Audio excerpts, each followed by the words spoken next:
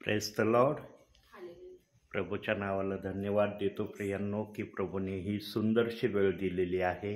आपण भक्तीची आरंभीची प्रार्थना करूया. ताई प्रार्थना करतील. पवित्र पवित्र सेनाधीश परमेश्वर बाबा, आकाशाच्या आणि पृथ्वीच्या निर्माण करते आमच्या जिवंत प्रभू परमेश्वर पित्या, आम्ही तुझ्या नावाला धन्यवाद देतो, तुझी स्तुती करतो, तुला गौरव देतो बाबा. ओठांचं फळ आभारपी यज्ञ तुला सादर करतो माझ्या प्रभू. खरोखर प्रभू परमेश्वर पित्या, तू महान आहेस, तू अद्भुत आहे. आणि खरोखर परमेश्वर बाबा, तुझ्यामध्ये किती मोठा आनंद आहे परमेश्वर. दावीद राजा म्हणतो, जगातील 1000 दिवसांपेक्षा तुझ्या अंगणातील एक दिवस मला हर्षाचा वाटतो. आणि खरोखर परमेश्वर पित्या, तुझ्या उपस्थितीमध्ये किती आनंद आहे बाबा. तो अनुभव आम्ही घेतला आहे परमेश्वर. तो आमच्या जीवनामध्ये आहेस म्हणून तुला धन्यवाद देतो बाबा. कारण प्रभू तुझं वचन सांगतं, बोलवलेले पुष्कळ पण निवडलेले थोडके, आणि त्या निवडलेल्यांमध्ये तू आमची निवड केलीस परमेश्वरा, म्हणून तुला धन्यवाद देते, तुझी स्तुती करते बाबा. लॉर्ड, मनापासून तुझे आभार आणि उपकार मानते परमेश्वरा. आणि खरोखर बाप्पा, दुपारीच प्रभू मी पडल्याच विचार केला की पास्टर काय आज एवढ्या याच्यात आमच्याकडे आले नाही. आणि खरोखर प्रभू तुझ्या इच्छेनुसार कुठलीच गोष्ट घडली जात नाही बाबा. आज तू पास्टर आमच्यामध्ये पुन्हा एकदा तू घेऊन आलास, तुझे आभार आणि उपकार मानते बाबा. कारण आमच्या जीवनाचा सगळा गौरव आम्ही तुला देतो बाबा. उठल्यापासून तर संध्याकाळी रात्री झोपेपर्यंत परमेश्वरा, आम्ही तुझ्यामध्येच आनंद करतो परमेश्वरा. आणि तुलाच धन्यवाद देतो बाबा. कारण प्रभू हे जीवन व्यर्थ आहे तुझ्या विना बाबा. आम्ही स्वतःच्या शक्तीवर, ज्ञानावर, बुद्धीवर अवलंबून नाही परमेश्वरा. हा श्वास देखील तुझा आहे बाबा, जो तू आम्हाला दिलायस माझ्या देवा. तुझ्याशिवाय हे जीवन जगूच शकत नाही. मी तर म्हणते परमेश्वर बाबा, तू आहेस, सर्व काही गोष्टी आहेत माझ्या जिवंत दे बाबा.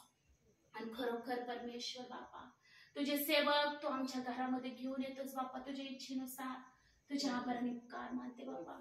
आमचा एकही दिवस असा जात नाही परमेश्वर बाबा की आम्ही तुझ्या चरणाजवळ बसत नाही माझ्या देव बाप्पा. आणि खरोखर आम्हाला त्याच्यामध्ये खूप मोठा आनंद वाटतो बाबा. कारण तो आनंद तू आमच्या जीवनामध्ये दिलाय बाबा.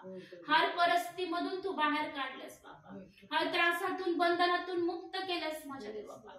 हर श्रापातून, आजारामधून तू बाहेर काढलास परमेश्वरा. आणि नवीन जीवन तू आम्हाला दिलंस बाप्पा. होय प्रभू परमेश्वर पित्या, इतके उपकार तू आमच्यावर केले की ते मरेपर्यंत आम्ही विसरू शकत नाही बाबा. कारण हर परिस्थितीमध्ये प्रभू तू आमच्या बरोबर होतास बाबा. कारण तू बोललाय माझ्या देवा, तुझ्या बाजूस 1000 पडतील, तुझ्या उजव्या बाजूस 10,000 पडतील, पण मी तुझ्या बरोबर आहे. खरोखर बाप्पा, तो आमच्या बाजूने लढणारा परमेश्वर आहे बाबा. तो आमची आकडी आहे, तो आमची काठी आहे, तो आमचा ढाल, तो आमचा कवच आहे परमेश्वरा. तो आमचा आधार, तो आमचा भरोसा आहे माझ्या देव बाप्पा. कारण तू म्हटलाय, भिऊ नको, घाबरू नको, मी तुझा परमेश्वर, मी तुझ्या बरोबर आहे. आणि खरोखर परमेश्वरा, तो आमच्या बरोबर आहे बाबा.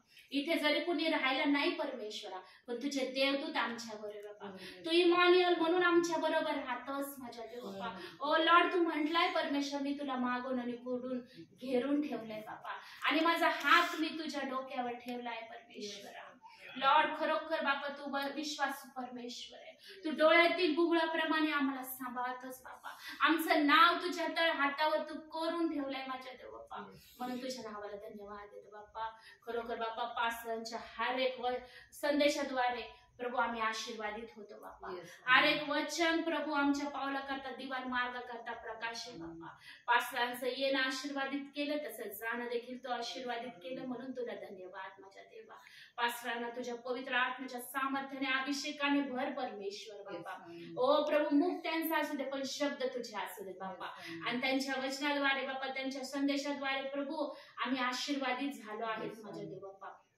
म्हणून तुझ्या नावाला धन्यवाद देते बाप्पा.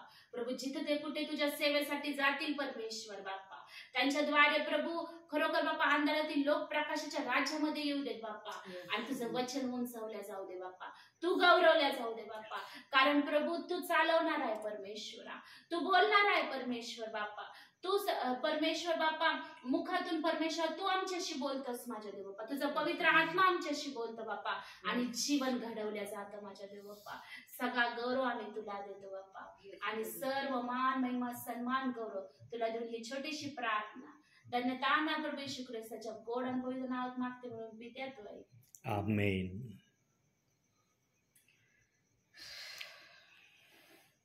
प्रभूच्या नावाला धन्यवाद असो.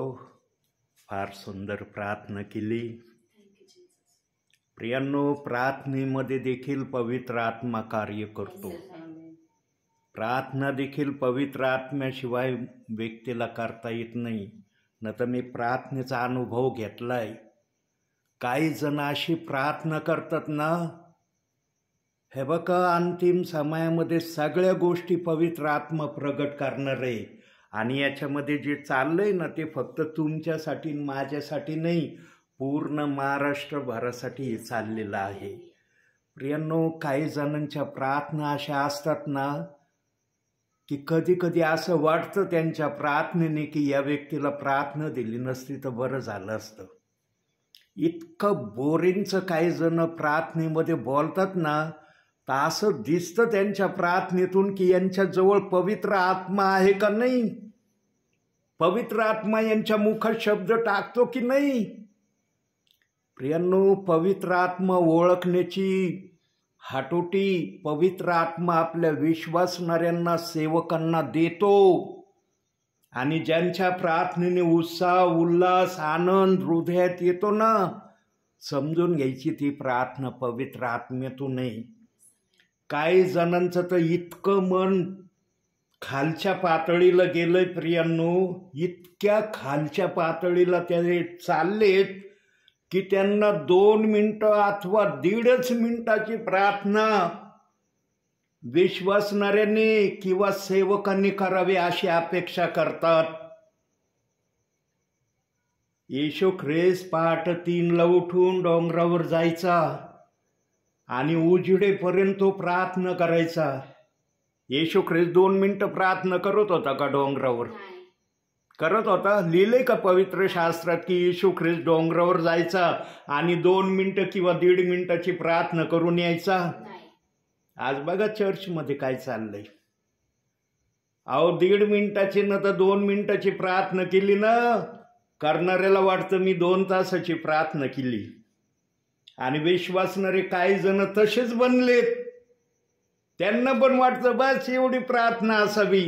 जराशी 5-6 मिनिटाची प्रार्थना किंवा 7 मिनिटाची प्रार्थना एखादी तासाची विश्वासणाऱ्याची झाली ना, चर्चमधले विश्वासणारे आमीन म्हणत नाही. माहीत नाही त्यांचा आत्मा कुठं भटकतो किंवा ते कोणत्या विचारात गर्क होतात. मी अनुभव घेतला याचा. मी नेहमी माझ्या संदेशामध्ये अनुभवाचा शब्द उच्चारण करतो, कारण देव बाप्पाने मला त्या अनुभवातून घेऊन गेलेला आहे. हे बघ, आडात असलं ना त्याच्यात कुणी पण पवरा टाकीत आणि पाणी काढितं. त्या आडाचं असं म्हणणं नसतं की याच्यात फक्त ज्याने या आड बनवलंय त्यांनीच पवरा टाका. एखाद्याला गरज लागली तो पण पवरा टाकून पाणी काढतो. प्रियांनो, आडात असलं तर पवरा टाकला जाईल. काही जणांच्या आडामध्ये राहिलेलंच नाही. काही बोरिंगच्या प्रार्थना काही जण करतात प्रियांनो. उगाच त्यांना एक काय बोलावं आता मला शब्द माझ्या मुखात येई नाही आणि पवित्र आत्मा शब्द पाठवी नाही, अशी प्रार्थना करतात ना की ऐकणाऱ्यांना ना कंटाळा येतो त्यांच्या प्रार्थनेचा. प्रार्थना कशी असली पाहिजे? हर्ष, आनंद, उत्साह मनुष्याच्या हृदयात आला पाहिजे. अहो, सर्व समर्थ देवाची तुम्ही स्तुती आराधना करतात, त्याच्याशी तुम्ही बोलतात. तुमचं बोलणं कसं असलं पाहिजे? तुमचं बोलणं प्रथम बोलणाऱ्याला आवडलं पाहिजे, तेव्हा ऐकणाऱ्याला ते आवडेल. ज्याच्याशी तुम्ही बोलता त्याला जर ते आवडत नाही तर ऐकणाऱ्यांना कधी आवडणार आहे? म्हणून प्रार्थनेकडे सावधानतेने लक्ष देत जा प्रियांनो. प्रार्थना म्हणजे साधी गोष्ट नका समजू. का देव बाप्पाने अशी आज्ञा दिली की भक्ती सुरू होण्या अगोदर प्रार्थनेने भक्तीची सुरुवात करा? का अशी आज्ञा दिली? कारण आम्ही आमच्या देव बाप्पाला सर्वप्रथम उंच केलं पाहिजे. त्याच्या अनुग्रहाने आणि दयेने आम्ही या ठिकाणी एकत्रित आहोत आणि त्याच्या संगतीत बसलेलो आहोत. त्याने जर ही कृपा नसती पुरवली तर आम्ही असं एकत्र जमलो असतो का? आणि लक्षात ठेवा प्रियांनो एक बात, जिथं भीड असते ना, भीड, फार मोठी भीड असते ना, तिथं देवाचा आत्मा जास्त काम नाही करत. हा, ध्यान देऊन ऐका शब्द काय ऐकत आहात तुम्ही. जिथं देव बाप्पाच्या नावाने भीड खूप असते ना, तिथं देव बाप जास्त काम नाही करीत. पण जिथं 2 किंवा 3 जण असतात ना, तिथं देव बाप्पा जास्त काम करतो. कारण देव बाप्पाला माहित असतं ऐकणारे किती आहेत आणि बोलणारे किती आहेत.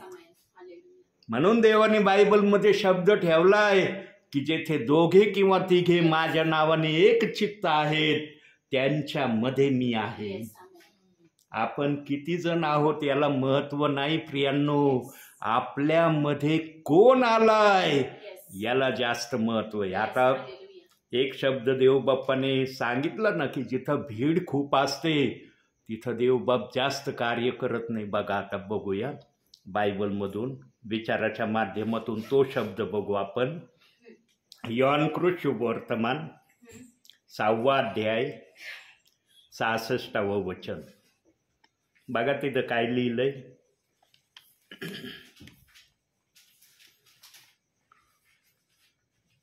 योहानकृत शुभवर्तमान 6वा अध्याय 66वे वचन.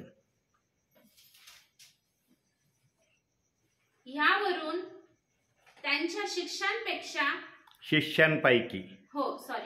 यावरून त्यांच्या शिष्यांपैकी पुष्कळ जण परत गेले आणि ते पुन्हा कधी त्यांच्या बरोबर चालले नाही. हजारोंच्या भिडीला येशू ख्रिस्ताने या ठिकाणी संदेश सांगितला. हजारोंच्या भिडींना, आणि 3 दिवस सांगितला. तो पण असं काय 15-20 मिनिटं 1 तास नाही सांगितला. 3 दिवस सांगितला संदेश. पण ऐकणारे म्हणले बापरे, ह्या येशू ख्रिस्ताने संदेश दिला आणि संदेशामध्ये एक वाक्य तो बोलला की जर कुणी तुमच्या एका गालावर मारली तर दुसरा गाल पुढं करा. अरे बापरे, हे कस काय माझ्याच्याने शक्य आहे? मी तर हो कुणी म्हणलं तर तू म्हणणार आहे, आणि मला कस काय शक्य होईन? कुणी माझ्या एका गालावर मारली तर त्याला मी म्हणन बाबा दुसऱ्या गालावर पण मार, न तर हा दुसरा गाल रुसून. एकावरच मारली, एकावर का नाही मारली? प्रियांनो, म्हणून देवबाप जे पण विचाराच्या माध्यमातून बोलतो ना, त्याचा पुरावा बायबलमध्ये दाखवतो. देवाचा आत्मा असंच बोलत नाही. काही जण देवाच्या आत्म्याच्या बोलण्यावर आक्षेप घेतात. प्रियांनो, फार दुर्भाग्य त्यांचं की ते पवित्र आत्म्याच्या बोलण्यावर आक्षेप घेतात. प्रियांनो, पवित्र आत्म्याचा आम्ही नेहमी सन्मान केला पाहिजे, तेव्हा तो आमचा सन्मान करीन. आम्ही जर त्याचा सन्मान नाही करणार तर त्याला तर सगळं कळतंय. घडवणारा तोय, त्याला काय सांगायची गरज आहे का पुढची? अंतिम समयामध्ये सर्वांनी नीट बनावं म्हणून पवित्र आत्मा अंतिम समयात का होईना सेवकांना पाठवतोय. सेवक असेच येत नाही प्रियांनो. आमच्या ताईंनी आता प्रार्थनेत एक शब्द उच्चारला की आज दुपारी मी बिछाण्यावर किंवा कुठंतरी बसलेले असताना अचानक माझी त्यांना आठवण झाली, आणि ताईंच्या मनामध्ये काय विचार आले असतील त्यांना आणि पवित्र आत्म्याला अवगत. परंतु ताई म्हणल्या बरेच दिवस झाले पगारी पास्टर आमच्याकडे आले नाही.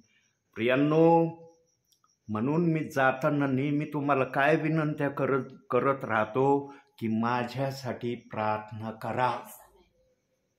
का करा म्हणतो? कारण देव बाप्पाने मला लवकर तुमच्याकडे प्रार्थनेला आणावं. सेवकाला काय काम आहे? सेवकाची ही ड्युटी आहे, प्रार्थना करणं, देवाच्या विश्वासणाऱ्याला देवाच्या राज्यामध्ये तयार करणं, त्यांना स्वर्गापर्यंत पोहोचवणं. या कामासाठी सेवकाला प्रभूने अभिषिक्त केलंय. न तर सेवकाचं काय काम आहे सांगा बरं? कोणत्या कामासाठी सेवकाला प्रभूने नियुक्त केलंय? पण आजचे काही सेवक प्रभूच्या कामापेक्षा संसाराचं काम जास्त करत आहेत या समयात. कारण बायबलमध्ये सांगूनच ठेवलेलं आहे, देव बाप्पाच्या वचनाने जे पण बायबलमध्ये सांगितलंय ना, त्या गोष्टी कुठं ना कुठं घडत असलेल्या दिसतात.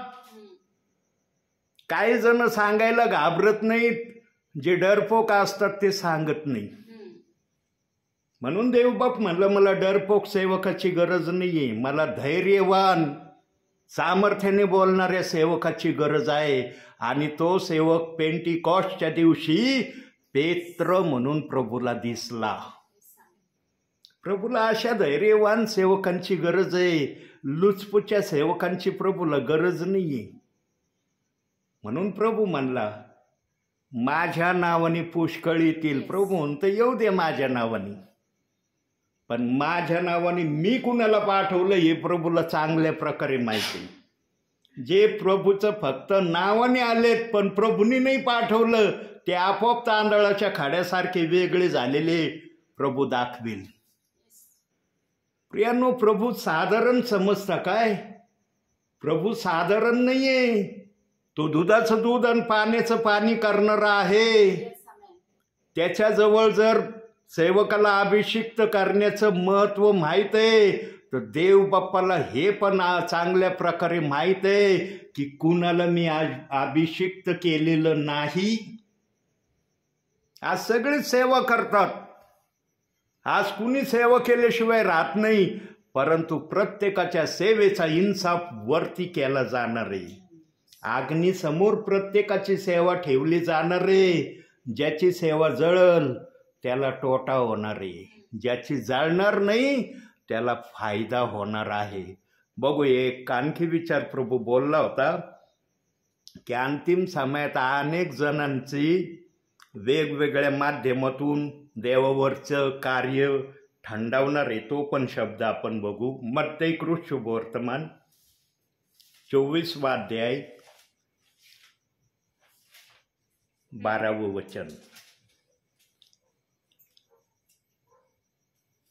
आणि अनीती वाढल्यामुळे पुष्कळांची प्रीती थंडावेल. ज्यांची प्रीती थंडावणार आहे त्यांच्या सेवेला पण थंडपणा यायला सुरुवात होणार आहे. प्रियानो, आमच्यामधला पवित्र आत्मा आमच्यातून कधीही निघून गेला नाही पाहिजे.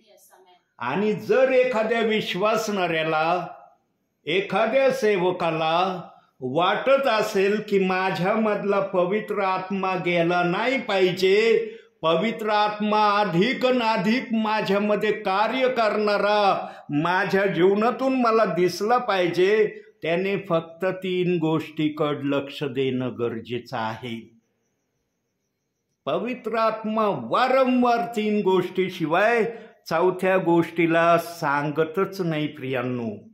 आणि हे बायबल पण 3 गोष्टीशिवाय 4थ्या गोष्टीला प्रमाणित करत नाही.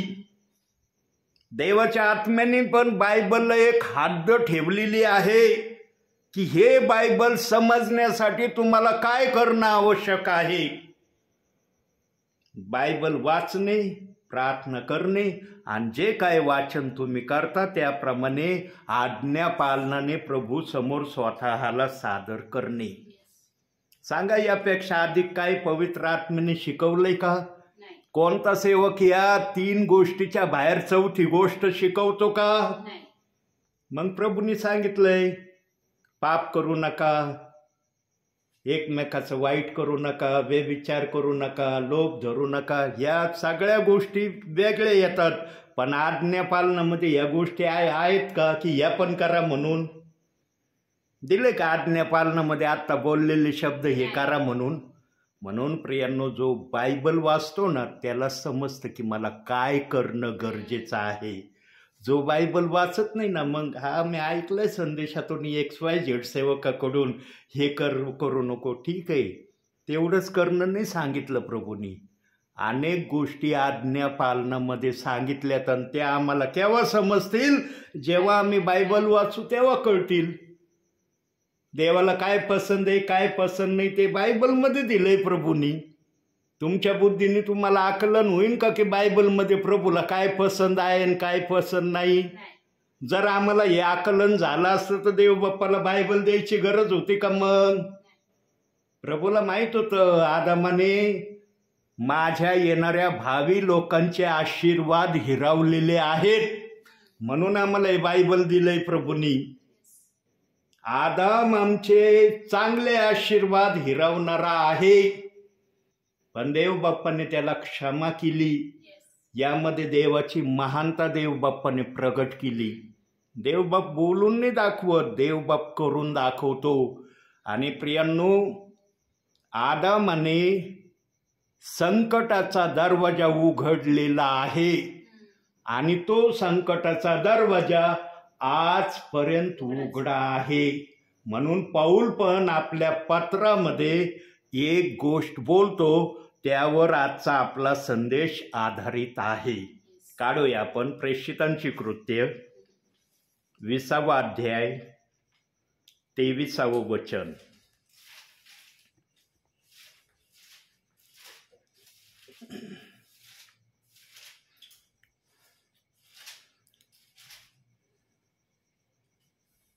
केवळ इतके कळते की बंधने व संकटे माझी वाट पाहत आहे. याविषयी पवित्र आत्मा मला नगरोनगरी साक्ष देत आहे. बघा आता पवित्र आत्मा काय बोलण्याची आपल्या दासावर कृपा करतो. पौल असा सेवक दास प्रेषित होता की पवित्र आत्मा त्याला चांगल्याही गोष्टी दाखवायचा आणि वाईटही गोष्टी दाखवायचा. प्रियांनो, पहिल्या काळाचे जे सेवकगण होऊन गेले ना, प्रेषित होऊन गेले, संदेष्टी होऊन गेले, इतकं त्यांनी नम्रतेचं जीवन जगण्याचा प्रयत्न केला ना प्रियांनो. मोशे एवढे नम्र जरी ते नाही राहिले आपल्या भावी जीवनामध्ये, पण मोशेच्या पावलावर पाऊल देण्याची त्यांनी प्रक्रिया करण्याचा प्रयत्न केला. आणि हा प्रयत्न प्रभू येईपर्यंत सेवकाने करावा, विश्वासणाऱ्याने करावा, ही अपेक्षा देवबाप करतो. पण आज तेवढी अपेक्षा पवित्र आत्म्याची काही सेवकांकडून, काही विश्वासणाऱ्यांकडून पूर्ण केली जात नाही. प्रियांनो, जेव्हा सदोम आणि गमोराचा नाश करण्याचं प्रभूंनी ठरवलं, तेव्हा अब्राम प्रभू परमेश्वराला म्हणाला, प्रभू परमेश्वरा, त्या सदोम गमोरामध्ये जर विश्वासणारे असतील तर तू सदोम गमोराचा नाश करशील काय? प्रभू परमेश्वर म्हणला, सदोम गमोरा या शहरामध्ये मला एक विश्वासणारा जर आढळला ना, एक विश्वासणारा तुझ्याप्रमाणे चालण्याचा प्रयत्न करणारा मला दिसला ना, मी सदोम गमोराचा नाश करणार नाही. मग त्या अध्यायामध्ये सांगितलं, 45 असतील तर नाश नाही करणार, 35 असतील तर नाश नाही करणार, 25 असले तर नाश नाही करणार, 10 असले तर नाश नाही करणार. आणि शेवटी प्रभू बोलला, इथं 5 जण जरी असले तरी मी नाश नाही करणार. मग तिथं तसं दिलंय. प्रियांनो, बायबलचं वचन जिवंत वचन आहे, जिवंत आहे ते वचन. आणि जो त्या जिवंत वचनाला आपल्या हृदयात घेतो तो सर्व काळ प्रभू जिवंत ठेवणारा आहे. प्रभूंनी कोड्यामध्ये सांगितलं योहानाच्या 6व्या अध्यायामध्ये, जो माझा देह खातो तो कधीच मरणार नाही. देवबाप कोड्यामध्ये बोलतो, सांकेतिक भाषामध्ये बोलतो, रूपकामध्ये बोलतो. त्याला बोलण्याची जी पद्धत आवडेल त्या पद्धतीने तो बोलतो. पण उद्देश आणि हेतू काय आहे? जो वचनात राहतो तो जीवनात आहे, जो वचनात नाही तो कुठंच नाही. मग प्रियांनो, पौल म्हणत आहे की पवित्र आत्मा मला दाखवतो या ठिकाणी सेवेला जा, पण तिथं सेवेला जाण्या अगोदर पवित्र आत्मा मला हे पण सूचित करतोय की त्या ठिकाणी गेल्यावर तुझा आदर सत्कार होणार नाही. तुला तिथं पेच प्रसंगाला, वादविवादाला किंवा कुरकुरीला किंवा न जाणे आणखी कशाला सामोरं जावं लागेल. हे ते संकटाविषयी वचन सांगतंय की जिथं तू चाललास तिथं असे लोक तुझी वाट बघत आहेत. येऊ दे त्यांना, आम्ही हे विचारून आम्ही ते विचारू. आज प्रेषित 2:38 वचनाच्या प्रमाणावर सेवा करणारा हा सेवक आहे. एकही ज्यांच्यापर्यंत हा आवाज जाणार आहे माझा आणि ज्यांच्यापर्यंत हा मेसेज पोहोचणार आहे ते प्रियजन म्हणतील खरंच आम्ही पण या सेवकाला काही ना काही प्रश्न विचारल्याशिवाय राहिलो नाही. आम्ही या सेवकाला ओनली जीजस का होईना म्हणल्याशिवाय राहिलेलो नाही. प्रियांनो, ज्यांनी ज्यांनी या सेवकाला जो पण शब्द उच्चारलेला आहे त्याचा हिशोब वरती घेतला जाणार आहे. प्रभू सोडणार नाही. लक्षात ठेवा, प्रभूंनी वायदाच केलेला आहे आणि तसा शब्द दिलाय बायबलमध्ये. काढूया आपण तो शब्द. जर हा विचार दिलाय तर त्याचं प्रमाण पण बघू. मत्तेकृत शुभवर्तमान 12वा अध्याय 36वे वचन.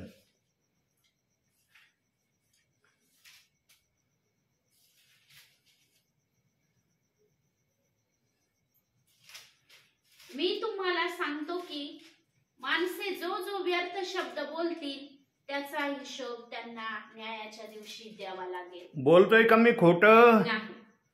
माझ्या मुखातून जो पवित्र आत्मा वदवितोय त्याचा पुरावा पण पवित्र आत्मा प्रगट करतोय. म्हणून प्रियांनो, सेवकांना बोलताना ना 10 वेळेस विचार करून बोला की तुम्ही कोणाशी बोलत आहे. सेवक म्हणजे आज काही विश्वासणाऱ्यांना फार साधारण व्यक्ती वाटू राहिले आणि विशेषतः ज्याने जे गरीब परिस्थितीतून सेवा करतात ना त्या सेवकांना तर काय समजत असतील विश्वासणारे, ते विश्वासणाऱ्यांच्याच मनाला माहीत असेल. प्रियांनो, कधी सेवकाचं बाह्य स्वरूप पाहू नका. त्या सेवकाच्या हृदयामध्ये देव बाप्पाचं वचन किती आहे, देव बाप्पाचा आत्मा किती त्या सेवकाच्या मुखातून बोलतो याच्याकडे जास्त लक्ष द्या. आणि या प्रक्रिया जर तुम्ही केल्या तर तुमच्या घरी जो प्रभू सेवकाच्या द्वारे उतरलेला आहे तुम्हाला आशीर्वाद भेटल्याशिवाय राहणार नाही. आणि तुम्ही असं म्हणणारच नाही की ब्रदर आले आम्हाला आशीर्वाद नाही भेटला. प्रियांनो, प्रार्थनेला बसायचं म्हणून बसू नका. अंतिम समयात काही प्रियजन प्रार्थनेला बसायचं म्हणून बसतील. म्हणून आज बघा हाऊस प्रेयर इतक्या होत नाहीत. आज हाऊस प्रेयरची लगबग एवढी नाही. पहिला काय आवाज असायचा हाऊस प्रेयरचा. मी जेव्हा प्रार्थनेला जायचो ना जागोजागी गाण्याचा आवाज मी ऐकायचो. म्हणायचो अरे बापरे, या घरात प्रार्थना चालली, या घरात गाणे चाललेत प्रभूचे. पण आज मी रस्त्याने येतो ना काही ख्रिस्ती म्हणवणाऱ्या एरियातून, अजिबात मला प्रार्थनेचा आवाज ऐकायला येत नाही, गाण्याचा आवाज ऐकायला येत नाही. काय येत नाही प्रियांनो? कारण ज्यांचं मन प्रभूवरून उठायला सुरुवात झाली तिथं प्रभूचं गौरव होईल का? म्हणून प्रियांनो, आपल्या मधला जो पवित्र आत्मा आहे ना याला नेहमी चार्जिंग करत राहा. जसं मोबाईलच्या बॅटरीला चार्जिंग केल्यावर मोबाईल वापरण्याला कळतं अरे माझी मोबाईलची बॅटरी फुल आहे, मला मोबाईल चालवायला काय हरकत नाही. पण मोबाईलची बॅटरी डाऊन असल्यावर तुमचा लाखोचा मोबाईल असू द्या काय कामाचा नाही येतो. तसं प्रियांनो, तुम्ही जो विश्वास ठेवलाय त्या विश्वासाबरोबर तुमच्यामध्ये पवित्र आत्मा कार्य करतो का याची नेहमी जागरूकता आपल्या मनामध्ये ठेवत राहा. आणि जिथं कुठं तुम्हाला तुमचा आत्मा किंवा तुमचं मन खच्ची झालेलं दिसेल की अरे तुझ्यामध्ये पवित्र आत्म्याची कमतरता आहे, देवाच्या सानिध्यात या. देवाला प्रसन्न करा. सेवकांनी, संदेष्टांनी, प्रेषितांनी काय केलं प्रियांनो? याच गोष्टी केल्या, म्हणून त्यांच्या हातून महान चमत्कार झाले. असे चमत्कार झाले की त्यांच्या अंगाची सावली कोणावर पडली तर ते बरे होत होते. एवढे त्यांच्या बरोबर पवित्र आत्मा होता. आजची परिस्थिती बघा काय, सांगायची आवश्यकता नाही, सगळ्यांना माहिती आहे आजची परिस्थिती काय. प्रियांनो, जिथं प्रभूचं गौरव कमी झालं तिथं प्रभूचं कार्य पण कमी झालेलं आहे. पण असं असतानाही देवबाप्पाने आपल्या विश्वासणाऱ्यांना एक शब्दाचा वादा केलाय. काय वादा केलाय? वचनातून बघू आपण तो वादा. रोमकरास पत्र 8वा अध्याय 1 वचन.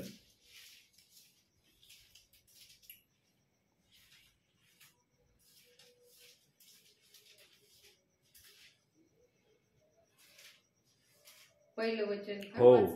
म्हणून ख्रिस्त येशू मध्ये असलेला दंडाज्ञा नाहीच. म्हणून ख्रिस्त येशूमध्ये असलेल्यांना दंडाज्ञा नाही. बघा केवढी मोठी आम्हाला आश्वासनाची गोष्ट देवबाप्पाने सांगितली. पण दंडाज्ञा त्यांना नाही बरं का. ज्यांनी येशू ख्रिस्तावर विश्वास ठेवलाय त्यांना दंडाज्ञा नाही.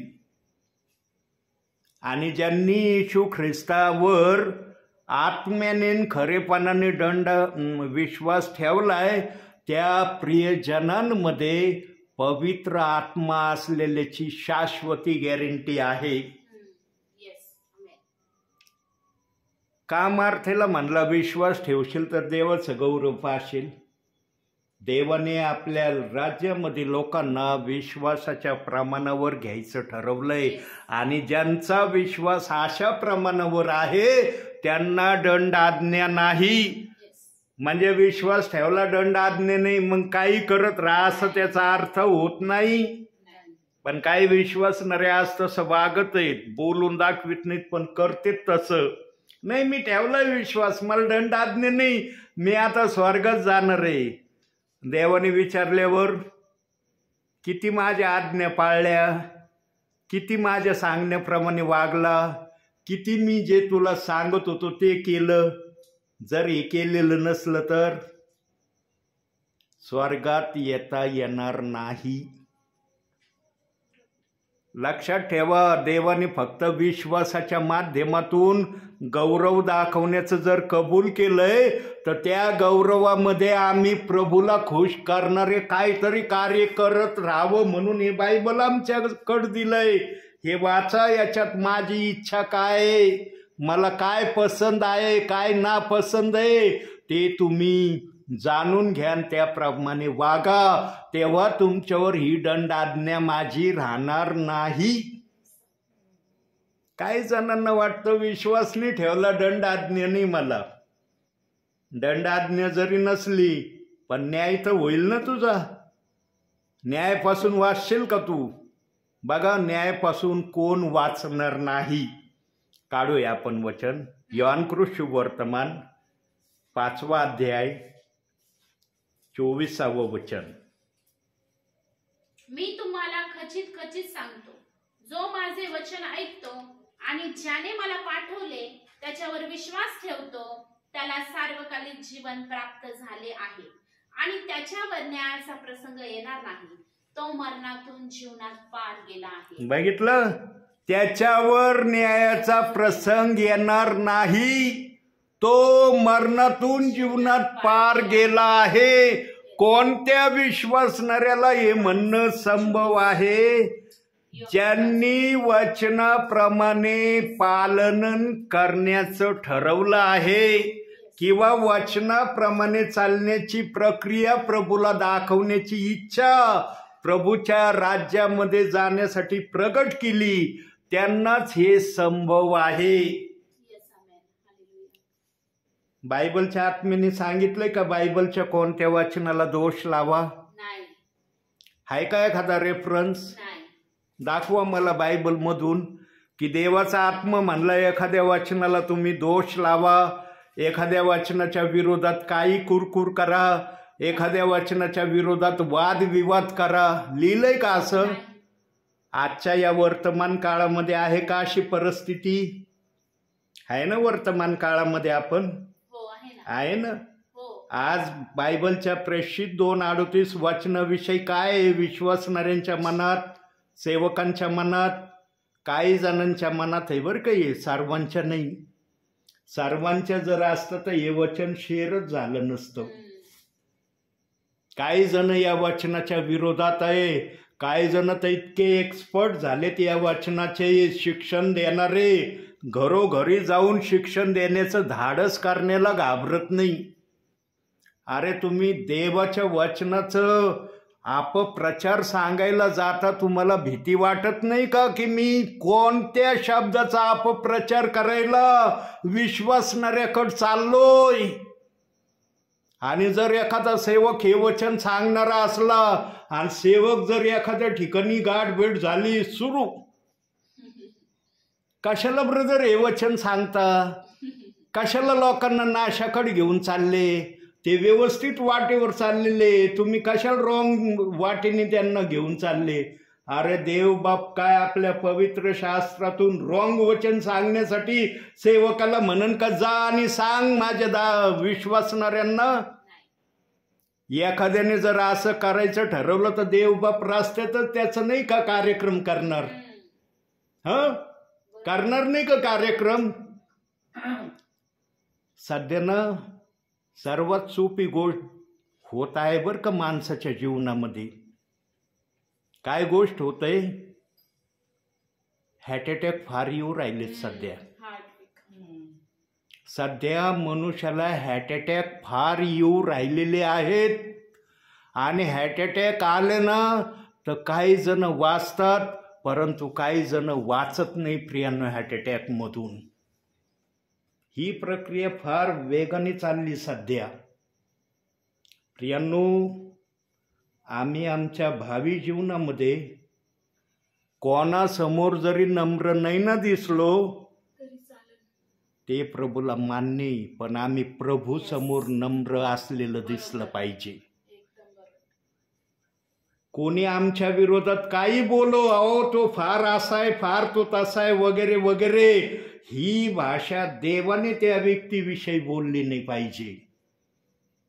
म्हणून देव बाप्पाने मत्तेच्या 10व्या अध्यायामध्ये सांगितलंय की तुमची निंदा, तुमचा छळ तुमच्या घरातूनच सुरू होईल.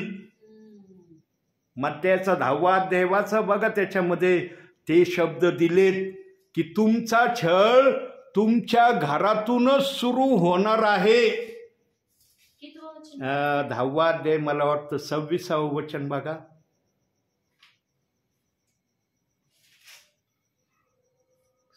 किंवा 25. शिष्याने गुरुसारखे व दासाने धन्यासारखे व्हावे इतके त्याला पुरे. घर धन्यास बाल जुगल म्हटले तर घरच्या माणसांना नाही पाचत. 25 ते 10 याच्या दरम्यानच तो शब्द दिलेला आहे. 25 ते 10. हा नाही म्हणजे 10वा अध्याय 10 पासून 25 या वचनाच्या आतमध्येच हा शब्द दिलाय की तुमचा छळ तुमच्या घरातूनच होईल. माग पण एका वचनाविषयी आपण आडखळलो होतो. कोणत्या वचनाविषयी आडखळलो होतो? सापडलं वाटतं. हा. एक मिनिट. आणि माझ्या नावामुळे सर्व लोक तुमचा द्वेष करतील, तथापि जो शेवटपर्यंत टिकेल तोच काय. जेव्हा एका गावात तुमचा छळ करते तेव्हा दुसऱ्या गावात कोण तुम्हाला खचित सांगतो मनुष्याचा पुत्र येईल. नाही, हे नाही ना. नाही, हे थोडासा शब्द आहे पण क्लिअर कट मध्ये त्या वचनाचा रेफरन्स त्याच अध्यायात आहे. हो, नंतर तुम्ही वाचा, आपण वेळ नाही घालवणार याला शोधण्यामध्ये. पण त्या अध्यायामध्ये सांगितलेलं आहे की तुमचा छळ तुमच्या घरातूनच सुरू होईल. कोणत्याही विश्वासणाऱ्याचा, कोणत्याही सेवकाचा छळ जर कुठून सुरू होतो ना प्रियांनो, तो प्रथम त्याच्या घरातून होतो. मग त्याचे कारण निरनिराळे असतात प्रियांनो. छळ होण्याचं कारण एक नसतं. वेगवेगळ्या प्रकारे कोणी कोणत्या माध्यमातून छळ करतं, कोणी कोणत्या त्या प्रकारे घरातले विश्वासणारे त्या दासाला म्हणा किंवा त्या विश्वासणाऱ्याला म्हणा छळण्याचा प्रयत्न करतात. कारण देव बाप्पांनी जे सांगितलंय ना, मग घरातून छळ झाला की बाहेर छळ होतोच.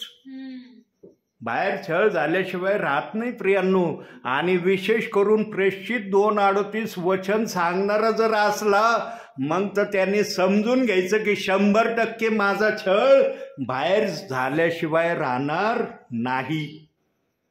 आज किती गावांना, किती परिवारांना या दासाने घरी जाऊन संदेश दिलाय.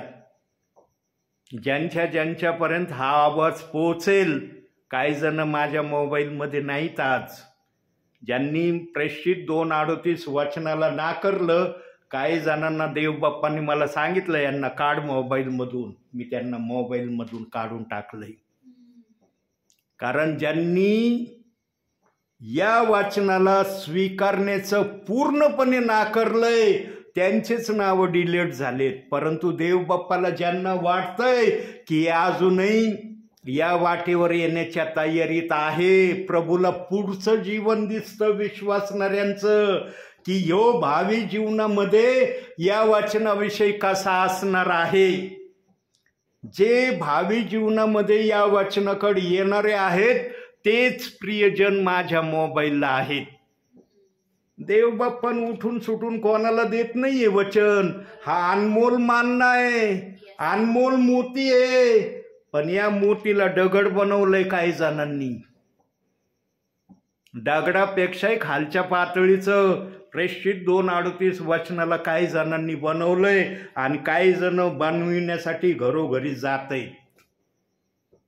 सांगा, जे घरोघरी जाऊन प्रेषित 2:38 वचनाचं गलत शिक्षण विश्वासणाऱ्याला देतात, विश्वासणारा कदाचित वाचल, परंतु जो गलत शिक्षण देतोय ना तो कधी वाचणार नाही. सर्वात मोठा अपराधी येतो, कारण एक निष्पाप व्यक्तीला पाप करण्यासाठी त्यांनी तयार केलं. आज बहुसंख्य विश्वासणारे प्रेषित 2:38 वचन का नाकारतात? सेवकाच्या सांगण्यामुळं नाकारतात प्रियांनो. न तर विश्वासणारे एवढे टॅलेंटेड नाही की ते वचन नाकारणारे. काही जण मला सेवेमध्ये भेटले, ते म्हणे ब्रदर आम्ही हे वचन वाचतो, आम्ही प्रार्थना करतो त्या वचनाविषयी, आम्हाला या वचनाची काही माहिती नाहीये. असे काही विश्वासणारे आहेत प्रियांनो आजही की त्यांच्यापर्यंत सेवकांचं जाणं झालेलं नाही. पण ते बायबलचे अभ्यासक असल्यामुळं त्यांना हे वचन वाचण्यात गेलं. आणि जे आत्म्याने खरेपणाने बायबल वाचतात ना, त्यांना कुठं ना कुठं आत्मा काही ना काही समजावून सांगण्याची इच्छा ठेवतो.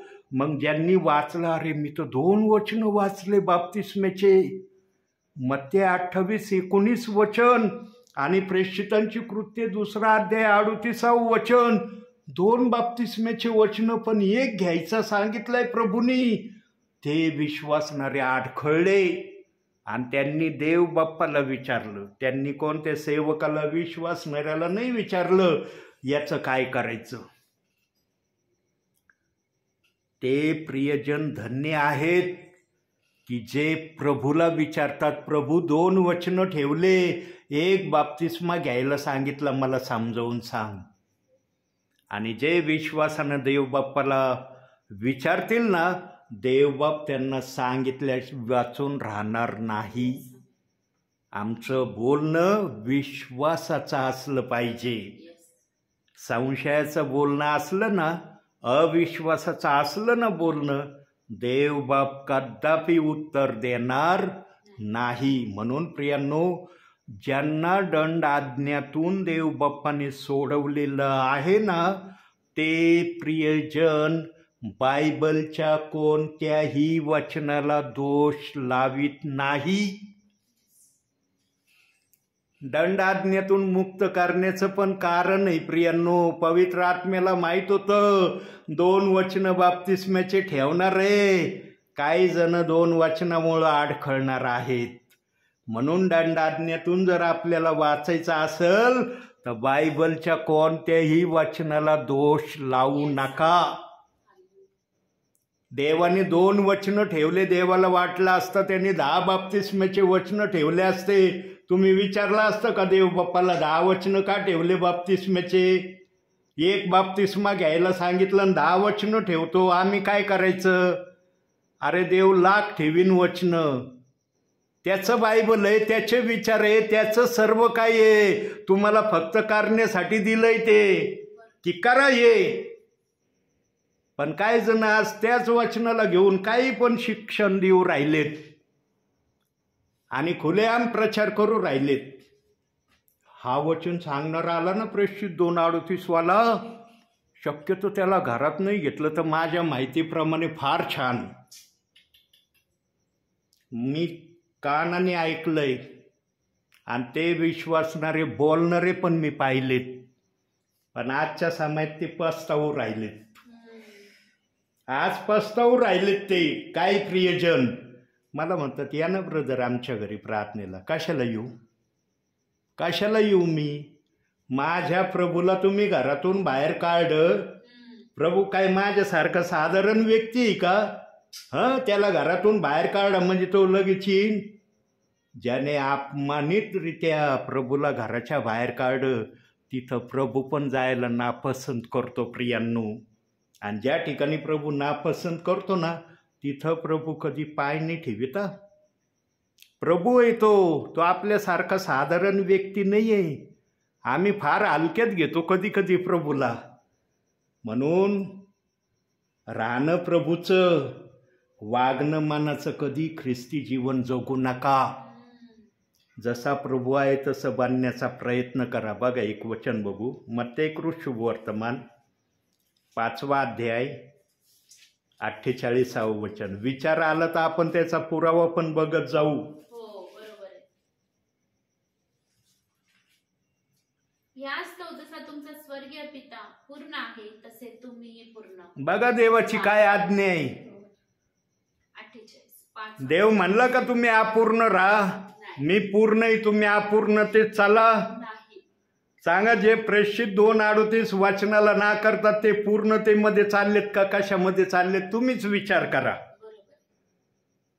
देवाचं वचन ना दुधाचं दूध आणि पाण्याचं पाणी करून दाखवणार आहे. फक्त बोलणारा सेवक निडर असला पाहिजे. डरपोक असला ना तो नाही बोलू शकत. तो म्हणून नको रे बाबा हे बोललो तर काय होईल? अरे होईल ते होईल. पेत्रावर एवढं महासंकट आलं पण हसत हसत त्यांनी प्रभूसाठी आपला प्राण अर्पण केला. प्रभूला असे लोक हवेत. डरपोक लोक नको आहेत. डरपोकांकडून सेवा पण होणार नाही. आणि एक लक्षात ठेवा प्रियांनो, प्रेषित 2:38 वचन सांगणारा ना अनमोल बहुमूल्य मोती आहे.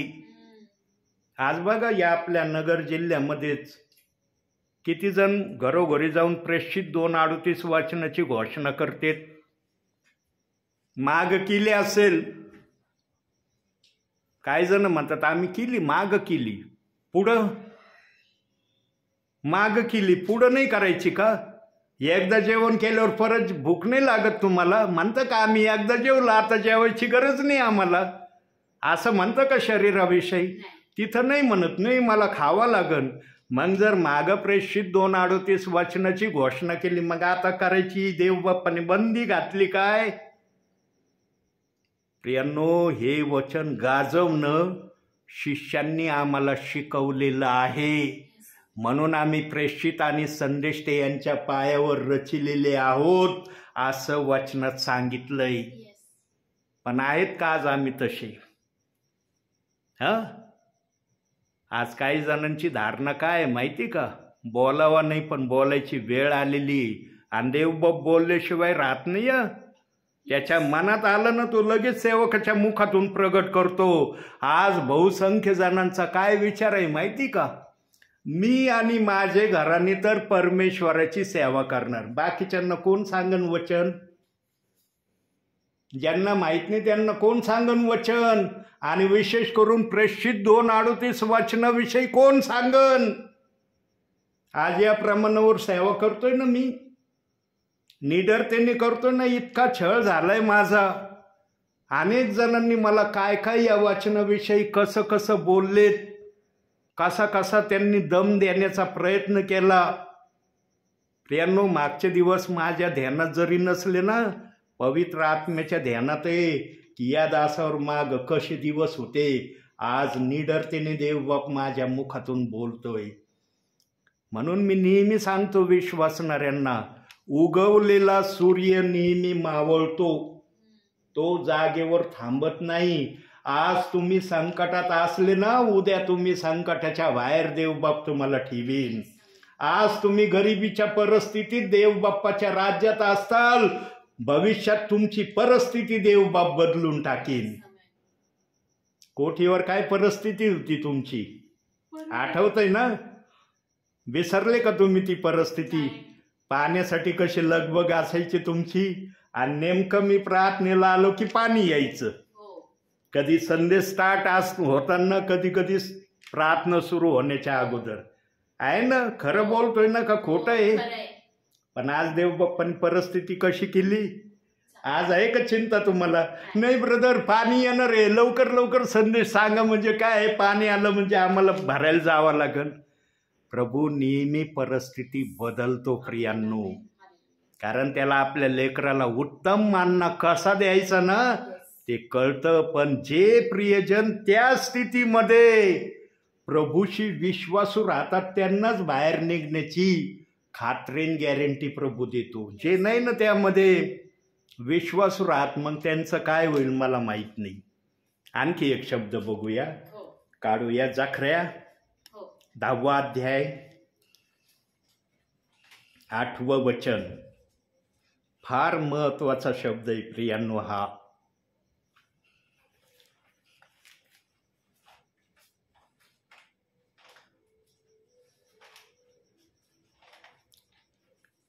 मलाखीच्या अगोदर, मलाखी तिकडं नाही, इकडं पुढं पुढं पुढं, हा पुढं बघा.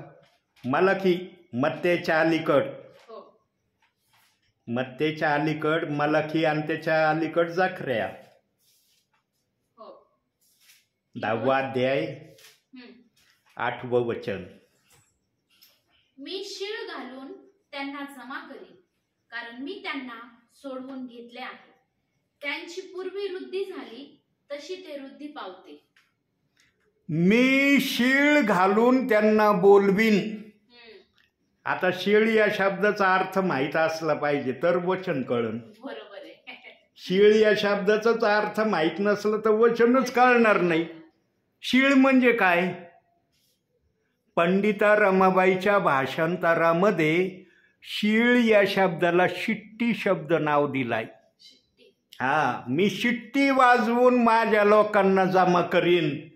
पण ओरिजिनल भाषांतरामध्ये मी शीळ घालून त्यांना जमा करीन असा शब्द दिलेला आहे. आम्ही कमीत कमी आमच्या भावी जीवनामध्ये 2 बायबल हाताळणं गरजेचं आहे. एक पंडिता रमाबाईचं, कारण फार आशीर्वादित ती सेविका आहे. त्या सेविकासारख्या आशीर्वादित सेविका माझ्या माहितीप्रमाणे कुणीच नाहीये. अहो, बायबलचं भाषांतर करणं इतकं सोपं समजू नका. आम्हाला एखाद्या धड्याचं भाषांतर करता येत नाही. त्या सेविकेने पूर्ण बायबलचं भाषांतर केलंय. म्हणून पंडिता रमाबाईचं बायबल नेहमी आपल्या जवळ असू द्या. जिथं कुठं आम्हाला वचन समजलं नाही ना, पंडिता रमाबाईचं बायबल उघडायचं आणि बघायचं त्या वचनाचा अर्थ काय. माझ्याजवळ आहे पंडिता रमाबाईचं बायबल. मी असं नाहीच म्हणत की मी पंडिता रमाबाईचं बायबल हाताळीत नाही. जिथं कुठं मला गरज पडते ना, मी लगेच पंडिता रमाबाईचं बायबल उघडून बघतो. आणि जेव्हा हा शीळ शब्द आला ना, तेव्हा मला पण कळलं नाही क्षणभर. म्हटलं अरे शीळ म्हणजे काय? हे शीळ जर कळलं तर मला पुढं बोलता येणार रे. शीळच नाही कळलं तर मी काय विश्वासणाऱ्यांना सांगणार रे. जेव्हा पंडिता रमाबाईचं बायबल उघडलं त्याच्यामध्ये शीळ या शब्दाचा अर्थ आहे शिट्टी वाजवणे. अरे बापरे, माझा प्रभू आपल्या विश्वासणाऱ्यांना आपल्याकडं बोलवण्यासाठी शिट्टी वाजवतो. आता शिट्टी वाजवणारा पण काही कारणामुळं शिट्टी वाजवितो ना का बळच वाजवीत हिंडतो. बळच वाजवीत जर एखादा हिंडला तुमच्या या एरियामध्ये एकसारखा, तुम्ही काय म्हणता त्याला? बरोबर म्हणतो का नाही आपण? शिट्टी वाजवण्यामाग पण कारण असतं. कुणी पण बळच शिट्टी वाजवीत नाही आणि बळच शिट्टी वाजवली ना त्याला मग आत्ताच आमच्या ताईंनी सांगितलं काय म्हणतात. आता प्रभू परमेश्वर शिट्टी वाजवून किंवा शीळ वाजवून कोणाला बोलवतोय?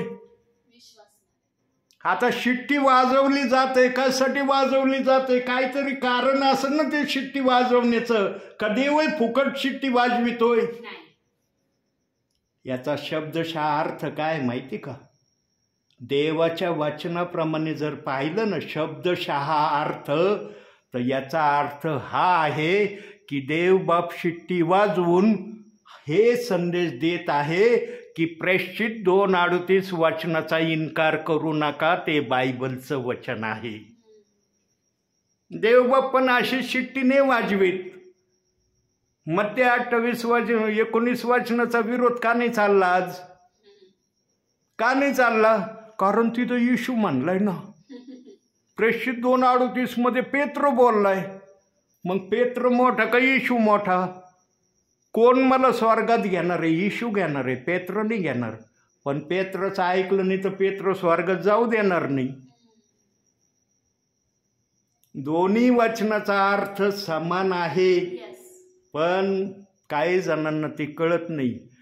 तुम्ही दरवाजातून आज जर नाही आले तर घरात जाता येईन का तुम्हाला? येईन का जाता? पेत्र स्वर्गाच्या दरवाजावर उभा आहे, वचन सांगतंय. आणि पेत्राला किती मोठा अधिकार दिलाय माहिती का? बघूया जरा वचनातून आपण तो अधिकार.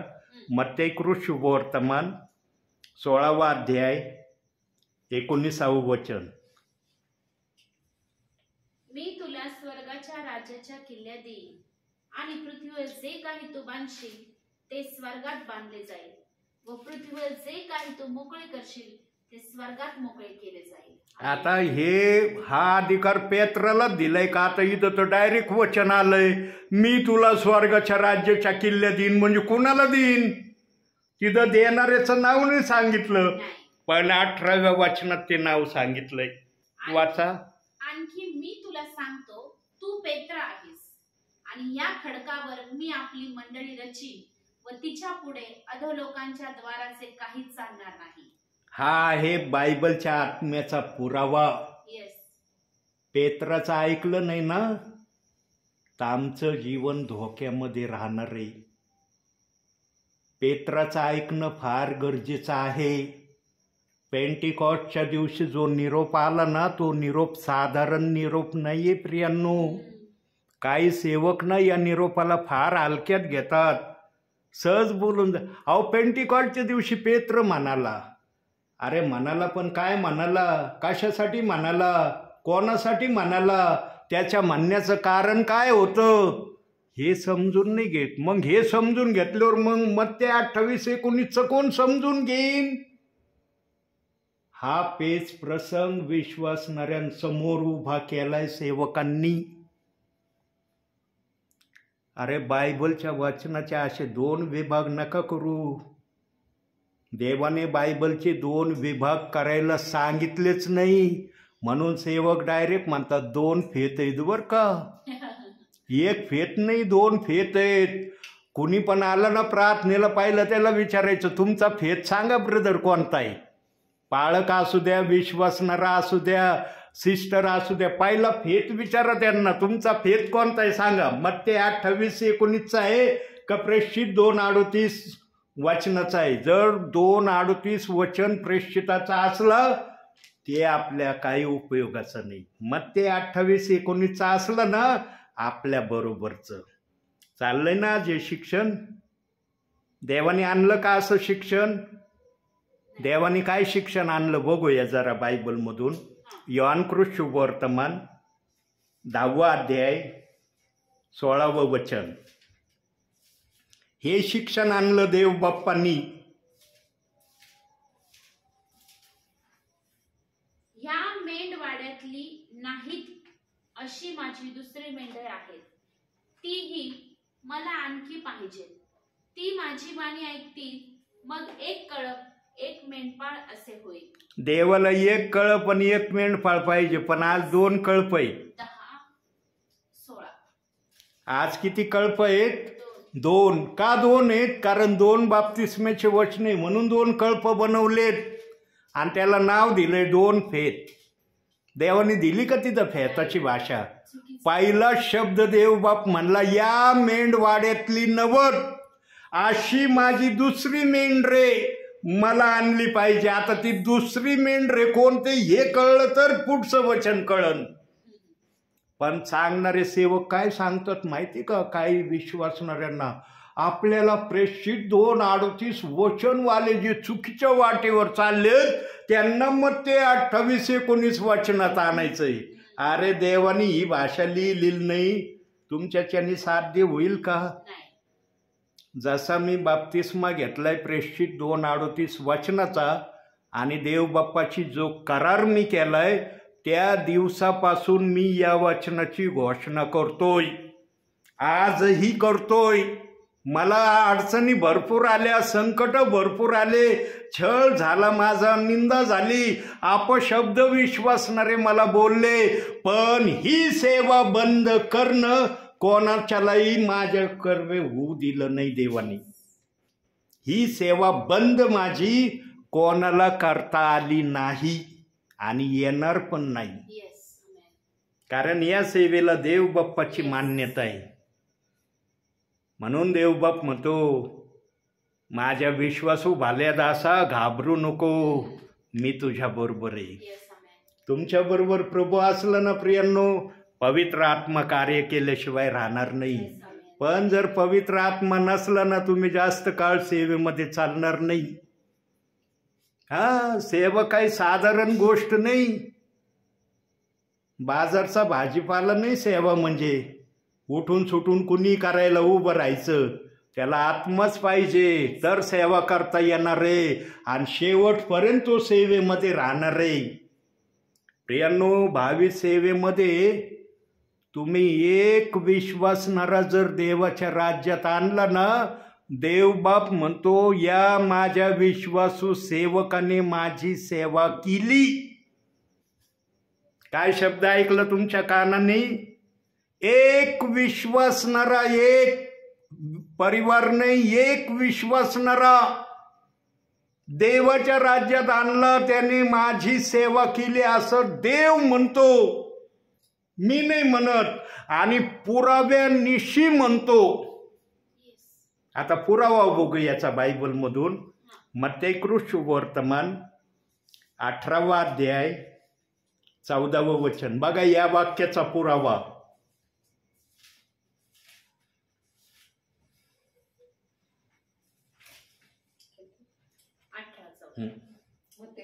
हो, तसे ह्या लहानातील एकाचाही नाश व्हावा अशी तुमच्या स्वर्गातील पित्याची इच्छा नाही. किती म्हणलंय तिथं शब्द?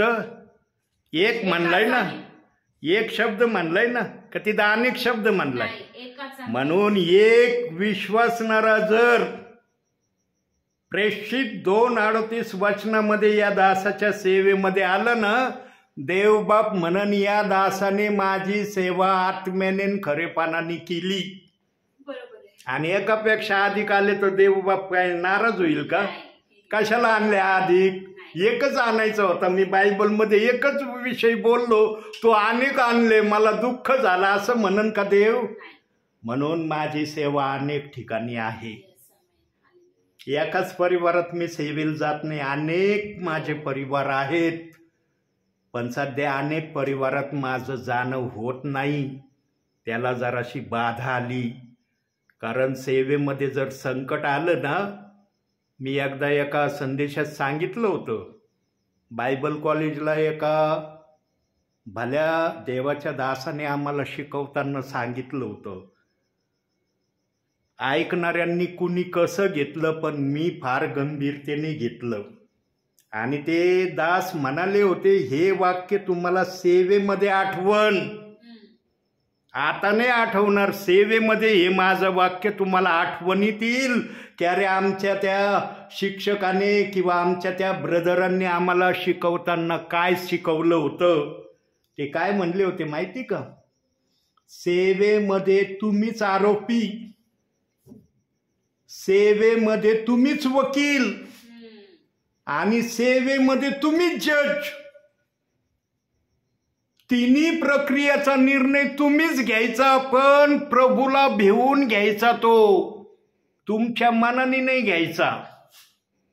आणि प्रेषित 2:38 वचन सांगणारा सेवक देवाच्या नजरेमध्ये अनमोल मोती आहे. कारण या मोतीच्या द्वारेच आज काही विश्वासणाऱ्यांना, काही गावातल्या परिवारांना वचन ऐकवलं जात आहे.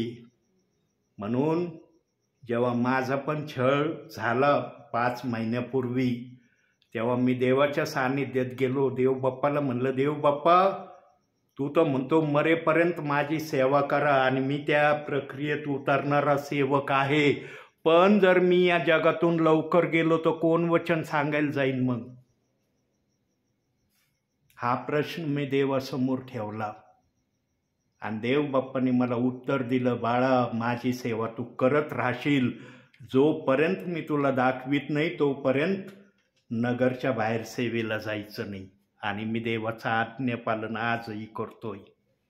मी डिसिजन फक्त देव बाप्पाच्या सांगण्याचे घेतो, माझ्या मनाचे डिसिजन मी घेत नाही. पण जर या डिसिजनाचा उपाय जर मिळाला तर देव बाप्पाकडे तशी रिक्वेस्ट पण करण्याची माझी तयारी आहे. मार्ग मोकळा झालाय प्रभू, फक्त तू दाखव आता बाहेर जा म्हणून. पण आत्तापर्यंत काय तसा मार्ग माझा मोकळा झालेला नाही. म्हणून मी नगर आणि नगरच्या जवळपासच सेवेला जात आहे. का? कारण मी देवाच्या नजरेमध्ये, विश्वासणाऱ्याच्या नजरेमध्ये काय असेल मला माहीत नाही, पण देवाच्या नजरेत मी अनमोल मोती आहे. किती जण माझ्या खेरीज येतं का तुम्हाला प्रेषित 2:38 वचन सांगायला? आठवतं तुम्हाला? नाही ब्रदर, तुमच्या व्यतिरिक्त येतात, एखादे ब्रदर येतात, एखादी सिस्टर येते, आम्हाला या वचनाचं सांगतात? नाही ना, फक्त एलिएझर पगारेच येतात ना. म्हणून देवबाप जो पण शब्द माझ्या मुखातून उच्चारतो ना, तो माझ्यासाठी नाही, देवाच्या गौरवासाठी आहे. पण माझी गॅरंटी सांगतो, मी आज आहे उद्या नाही. माझी वैयक्तिक गॅरंटी मी सांगतो, आज आहे उद्या नाही, आता दिसतोय काही क्षणात नाही. ही माझी वैयक्तिक अवस्था आहे. पण जोपर्यंत देवबाप मला चालवेल तोपर्यंत माझ्याकडून देवबाप्पाची सेवा झाल्याशिवाय राहणार नाही. का मी संध्याकाळचं प्रार्थनेला येतो? कारण नगर आणि नगरच्या अवतीभोवती माझे एवढे परिवार नाहीत, पण बाहेरगावी माझे खूप परिवार आहेत. म्हणून मला सकाळी निघावं लागायचं बाहेर. जेव्हा मी सेवा करायचो ना, 10-10:30ला मी घरातून निघायचो, रात्री 8:30-9ला मी घरी यायचो. आणि रोजचा माझा हा नियम होता. असं नाही की एक दिवस गेलो आणि 10 दिवस घरात बसलो. रोज माझा हा नियम होता. आणि काही सेवकांनी माझ्या समवेत हे उद्गार काढले. त्या सेवकांचं मी नाव नाही सांगणार, पण ते सेवक इतरांना सांगताना म्हणाले, एलिएझर पगारे असे सेवक आहेत, सकाळी 10-10:30ला घरातून बाहेर निघतात, रात्रीचे 8:30 किंवा 9 वाजता ते घरी येतात. आणि कधी कधी जर कुठं मीटिंग असली तर रात्रीचे 12 पण त्यांना वाजतात.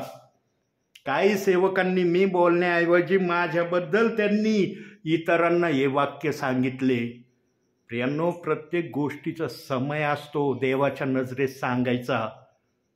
काय आहे तुम्हाला सांगतो प्रियांनो, देवबाप, कारण हा सेवक कोणत्या परिस्थितीतून कशी कशी सेवा या सेवकाने केलं हे तुम्हाला कळावं म्हणून सांगतोय. प्रियांनो, प्रेषित 2:38 वचन अतिशय अनमोल वचन आहे. त्याच्यासारखं अनमोल वचन कोणतंच नाही. मी असं म्हणत नाही की बाकीचे वचनं योग्य नाही, ते पण आहे. का पेंटिकॉस्टच्या दिवशी प्रेषित 2:38 वचनाचीच घोषणा झाली? ही घोषणा येशू ख्रिस्तानी का नाही केली? पेत्र म्हणाला तिथं येशू म्हणाला असा शब्द का नाही आला? कारण पित्याने येशू ख्रिस्ताला ही सुवार्ता सांगण्याचं ठरवलेलं नव्हतं. म्हणून येशू ख्रिस्त आपल्या भावी सेवा काळामध्ये म्हणत होता की दुसरा काही वरी येणार आहे आणि तो माझ्याविषयी तुम्हाला सांगन आणि तसं तुम्ही करा. आणि ते सांगण्यासाठी पेत्राची निवड झाली. जर पित्याने ठरवलं असतं ना की प्रेषित 2:38 वचनाची सुवार्ता येशू ख्रिस्तानी सांगायची, तर येशू ख्रिस्तानी ती सांगितली असती. म्हणून येशू ख्रिस्त म्हणायचा, मी पित्याच्या नावाने आलोय, पिता मला जे सांगतो तेच मी करतो, मी आपल्या मनाचं काही करत नाही. आमचा येशू इतका नम्र होता प्रियांनो. पण आज काही विश्वासणाऱ्यांना या वचनाचं महत्त्व माहीत नाही. पवित्र आत्म्याने या वचनाची माहिती दिलेली नाही. म्हणून कोणी पण काही पण या वचनाविरोधात बोललं, विश्वासणारे लगेच तसं करायला लागतात. आणि माणसाचा स्वभावच असा आहे, चांगलं करण्यासाठी 10 वेळेस विचार करतील, पण एखादं वाईट असलं ताबडतोब त्याचा विचार नाही केला जाणार. अरे आम्ही हे ऐकतो ते बरोबर आहे का? हे बायबलमध्ये आम्ही शोधू, आम्ही ऐकलंय तर खरी, पण असंच आहे का बायबलमध्ये? अहो, देवाचा आत्मा आपल्या पवित्र शास्त्रात गलत वचन ठेवीन का? आपल्याच आत्म्याच्या विरोधात वचन ठेवीन का? पण आजचं वातावरण बघा कसं आहे. म्हणून प्रियांनो, स्वर्गात जाणारे लोक थोडेच असणारे, फार भीड नसणारे. म्हणून देवबाप म्हणला, बोलवलेले पुष्कळे, निवडलेले थोडे. कोणतं वचन, कोणताही विचार आला ना, ते वचनावर येऊन थांबतो. आणखी एक वचनाकडे जाऊ, आता जरा पटपट जाऊ आपण. स्तोत्रसंहिता 33वा अध्याय 19वा वचन. पटपट जाऊ जरा. 33वा अध्याय 19वा वचन. त्यांचा जीव मृत्यूपासून सोडवावा व दुष्काळात त्यांचा प्राण वाचवावा, म्हणून त्यांच्यावर त्याची नजर असते. देव बाप आपल्या विश्वासणाऱ्यावर नजर ठेवतो बर का. कोणाच्या जरी नजरेत कोण कसा आहे हे कोणाला जरी माहीत नसलं ना, पण देव बाप्पाला माहीत आहे कोण स्वर्गात येणारा आहे आणि कोण स्वर्गाच्या बाहेर राहणारा आहे.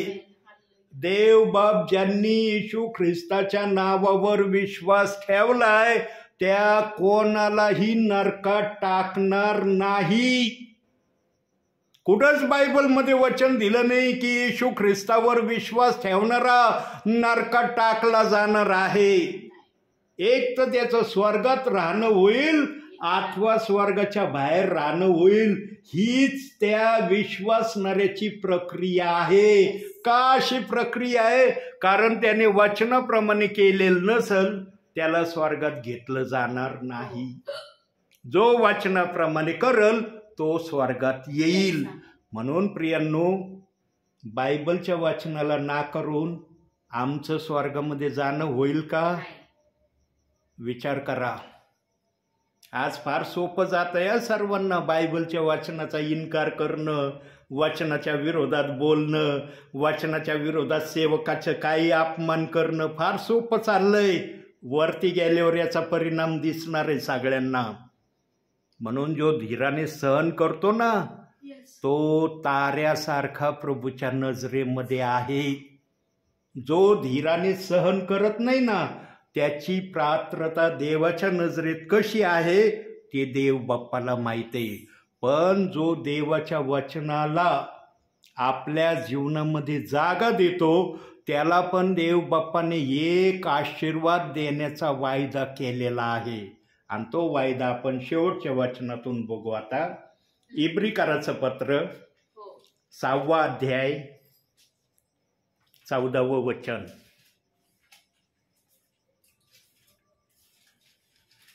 इब्रीकराचं पत्र 6वा अध्याय 14वं वचन.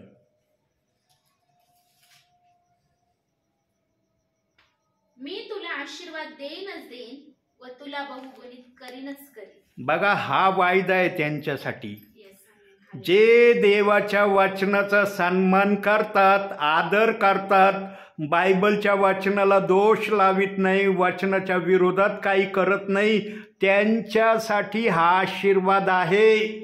Yes. शारीरिक आशीर्वाद पण त्यांना आहे आणि आत्मिक तर बहुमूल्य आहे. Yes, amen. आत्मिक आशीर्वादाची तर सीमाच नाहीये. शारीरिक आशीर्वादाची तरी सीमा असू शकते, पण आत्मिक आशीर्वादाची सीमा नाही. म्हणून देवबाप म्हणला, तुम्ही आपले धन वर स्वर्गामध्ये साठवा. पृथ्वीवर धन साठवायला आम्हाला सांगितलेलं नाही. दिलंय का बायबलमध्ये की तुम्ही पृथ्वीवर आपलं धन साठवा? नाही. कुठं धन साठवायची आज्ञा आहे? स्वर्गात. आणि कुठं दिलं? ये मत्ते 6वा अध्याय 19 ते 21 या वचनात दिलेलं आहे. नंतर हे वचन तुम्ही वाचा. हो. प्रियांनो, देवबाप जे सांगतो त्याप्रमाणे आम्ही आमच्या भावी जीवनामध्ये जर वागण्याची तयारी प्रभूला दाखवली तर आम्ही आशीर्वादित झाल्याशिवाय राहणार नाही. आज सेवक जे आपल्याकडे येत आहेत आत्म्याच्या प्रेरणेने, त्यांचा मुख्य हेतू आणि उद्देश हाच आहे की विश्वासणारे, देवाच्या इच्छेप्रमाणे चालणारे होऊन स्वर्गामध्ये प्रभूचं जे आसन आहे त्या ठिकाणी राज्य करणारे बनावे. याच अनुषंगाने आजही प्रभू आपल्या सेवकांना पाठवित आहे. म्हणून सेवक जर आले ना, समजून घ्यायचं आमच्या घरात प्रभू आले, सेवकने आले. कारण प्रभूला शरीर असतं तर मग प्रभू शरीरातही दिसला असता ना आत्म्यातही दिसला असता. पण देवबाप आत्म्यात येतो, सेवक शरीराने येतो. आत्मा सेवकाला जे सांगतो ते सेवक आपल्याला कळवतो. म्हणून सेवकाचा आदर करणं म्हणजे देवाचा आदर करणं आहे. म्हणून आजच्या या छोट्याशा संदेशातून देवबाप तुम्हाला आणि मला भरपूर आणि भरपूर आशीर्वाद देऊ. आमेन.